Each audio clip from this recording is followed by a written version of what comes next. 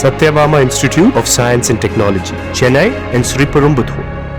மாமல்லபுரத்தில் தமிழக வெற்றிக் கழகம் சார்பில் நடைபெறக்கூடிய 2ஆம் கட்ட கல்வி விருது வழங்கும் விழாவில் மாணவர்களுக்கு தாவேக தலைவர் விஜய் விருதுகளை வழங்கி வருகிறார்.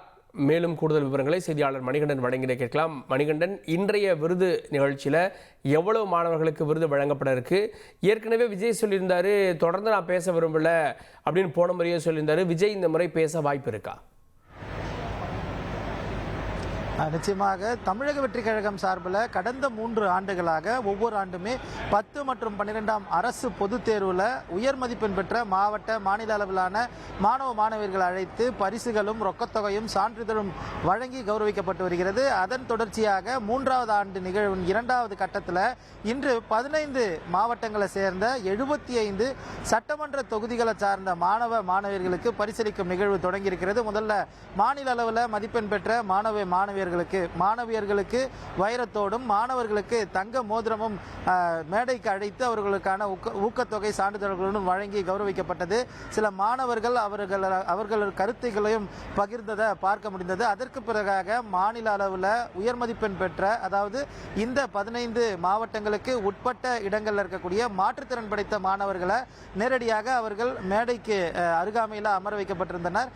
அவர்களால் இயலாமையின் காரணமாக நேரடியாக சென்று அவர்கள் இருக்கக்கூடிய இருக்கைக்கே சென்று சால்வை அணிவித்து ஊக்கத்தொகை வழங்கி சான்றிதழ் வழங்கி கௌரவிக்கக்கூடிய காட்சிகளை பார்க்க முடிந்தது. ஏற்கனவே 1ஆம் கட்ட நிகழ்வின் போது பல்வேறு அறிவுரைகளை மாணவர்களுக்கு வழங்கியிருந்தார். நீட் தேர்வு மட்டுமல்ல இந்த உலகம், அதை தாண்டி பரந்துபட்ட வாய்ப்புகள் இருக்கிறது, அனைத்து வாய்ப்புகளையும் சாத்தியப்படுத்திக் கொள்ளுங்கள் என பல்வேறு கருத்துக்களையும், ஜனநாயகத்துக்கான கடமையை நிச்சயம் உங்கள் பெற்றோர்களை ஆக்க சொல்லுங்கள் என பல்வேறு அறிவுரைகளை வழங்கியிருந்தார். ஒவ்வொரு நிகழ்வின் போதும் இந்த அறிவுரைகள் வழங்க முடியாது, அடுத்தடுத்து வரக்கூடிய மாணவர்களுக்கும் இந்த அறிவுரை என்பதை தெரிவித்திருந்தார். இந்த நாள் நிகழ்வில் மாணவர்களிடம் அவர் பேசுவதற்கான வாய்ப்பு குறைவாகவே எதிர்பார்க்கப்படுகிறது.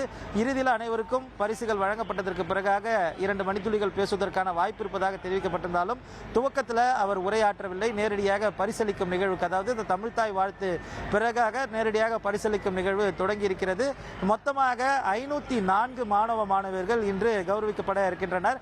இதற்கு அடுத்தபடியாக ஜூன் 13ஆம் தேதி நடைபெறக்கூடிய அந்த நிகழ்வில் 77 மீதம் இருக்கக்கூடிய சட்டமன்ற தொகுதிகளுக்கான மாணவர்கள் நேரில் வரவழைக்கப்பட்டு இந்த விருதுகள் வழங்கப்படுவதற்கான வாய்ப்பு இருக்கிறது. இந்த விருதை பொறுத்தவரையில் தமிழக வெற்றிக் கழகம் தான் நடத்தினாலும் எந்த ஒரு கட்சி அடையாளமுமே இங்கே இருக்கக்கூடாது என்பது தலைமையோட அறிவுறுத்தலாக இருக்கிறது. கடந்த ஆண்டு சில இடங்களில் பார்க்கப்பட்ட அந்த கட்சி அடையாளங்களை நீக்கி முழுமையாக இந்த நிகழ்வு நடைபெறக்கூடிய இடமும் அதே போல வெளியே இருக்கக்கூடிய எந்த இடத்திலுமே கட்சி கொடியோ அல்லது அழைத்து வரக்கூடிய மாணவர்களுக்கு கட்சி துண்டு போடுவது அது போன்ற எந்த நிகழ்வுகளும் இல்லாமல் மாணவர்களுடைய முயற்சிகளையும் மாணவர்களுடைய அந்த படிப்பு திறனையும் அங்கீகரிப்பதற்கும் கௌரவிப்பதற்கும் மட்டுமே இந்த நிகழ்வு என்பதில் முழு கவனத்துடன் கட்சி அடையாளங்கள் எதுவுமே இல்லாமல் இந்த நிகழ்வு என்பது கடந்த 2 கட்டமாக நடைபெற்று வருகிறது. 3ஆம் கட்டமும் அதே போல நடப்பாக இருக்கிறது.